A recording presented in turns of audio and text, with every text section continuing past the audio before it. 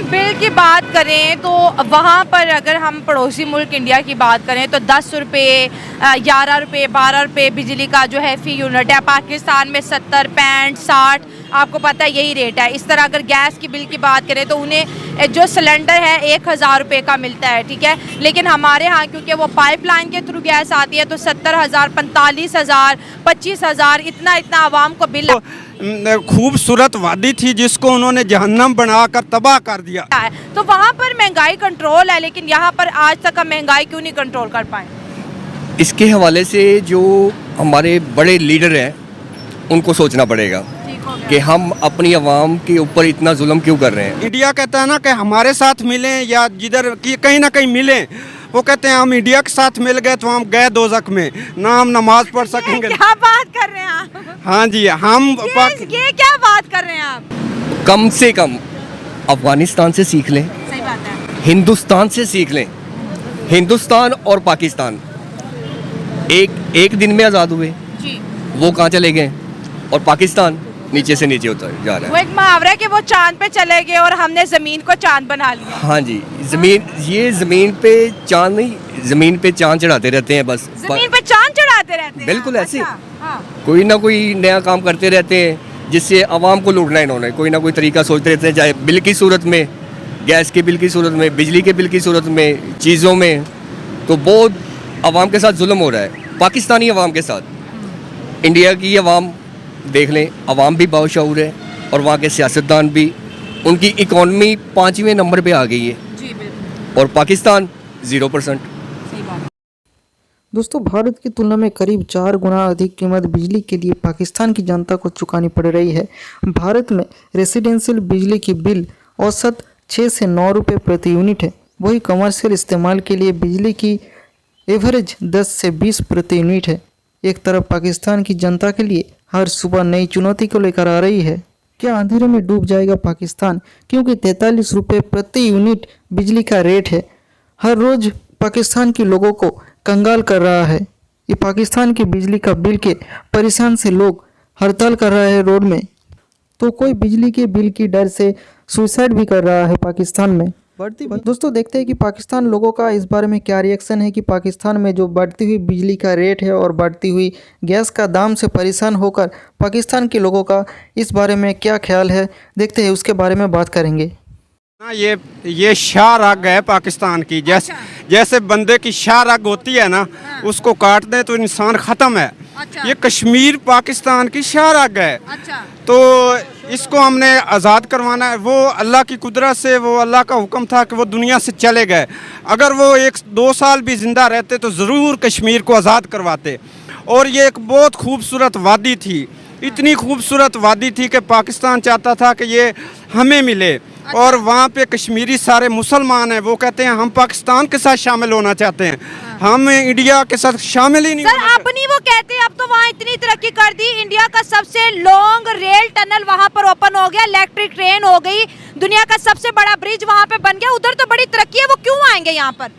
सवाल तो ये है ना। नहीं, तरक्की नहीं है। तरक्की बात ये है कि एक तो वो कश्मीर अब फिर खूबसूरत हुआ, लेकिन कश्मीरी चाहते हैं कि हम मुसलमान होकर जन्नत में जाना चाहते हैं, जन्नत में। अच्छा, हाँ ये कैसी लॉजिक है? हाँ जी, वो कहते हैं कि हम हमारे साथ मिलें या जिधर की कहीं ना कहीं मिलें। वो कहते हैं हम इंडिया के साथ मिल गए तो हम गए दोज़ख में, ना हम नमाज पढ़ सकेंगे। क्या बात कर रहे हैं आप? हाँ जी, हम वो क्या मरने के बाद है ना, अभी दुनिया में रहते हुए तो उन्होंने कुछ करना है, उन्होंने तरक्की करनी है। पाकिस्तान का नाम ले लेके आप देखें वो कितना पीछे रह गए थे। आज हमारे कश्मीर में देखें हड़तालें चल रही हैं, रोजगार नहीं है। वहाँ पे तो इंडिया उन्हें रोजगार दे रहे हैं। बस वो कश्मीरियों का शौक है कि हम पहले भी पाकिस्तान के साथ शामिल होना चाहते हैं, अब भी होंगे, चाहे जो हो जाए, तरक्की हो जाए, जो मर्जी हो जाए, हम मुसलमान पाकिस्तान के साथ हम रहना चाहते हैं। बस ये कौन कह रहे हैं? ये कश्मीरी कह रहे हैं। कौन सा वाला कश्मीरी? सारे कश्मीरी जन पे वो चाहे वो कहते हैं जितने मर्जी जुल्म कर लो, हमने पाकिस्तान के साथ शामिल होना, जितनी हमें मर्जी तरक्की दे दो। अच्छा। हाँ, चाहे हमें तबाह कर दो, हमने पाकिस्तान के साथ शामिल होना, जन्नत भी नहीं चाहिए हमें, सिर्फ पाकिस्तान चाहिए बस। ये एक इंडियन कश्मीरी कहते हैं। ना ना ना, ये जो कश्मीर की जो खूबसूरत वादी है जिसका मसला बना हुआ है अच्छा। कि इंडिया के साथ शामिल होना है या अपने पाकिस्तान के साथ, वो कहते हैं हमने पाकिस्तान के साथ शामिल होना, चाहे हमें कुछ भी ना मिले।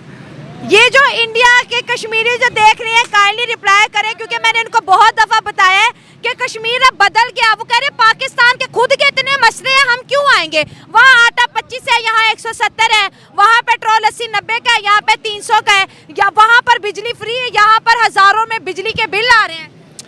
ओए होए, जो कश्मीरी मुसलमान हैं जिन पे उन्होंने बहुत बड़ा जुल्म किया, कत्ल किए, इतना मैंने खुद देखा है कि इतनी तकलीफ से औरतें रोती हुई, बच्चे गए, तो इतने जुल्म किए गए ना। अच्छा। जिसकी वजह, मैं आपको अपनी कहानी सुनाता हूँ इधर पाकिस्तान में। अच्छा। देखिए, पाकिस्तान में मैंने काम किया, मैंने खुद जो है ना सफाई की। अच्छा।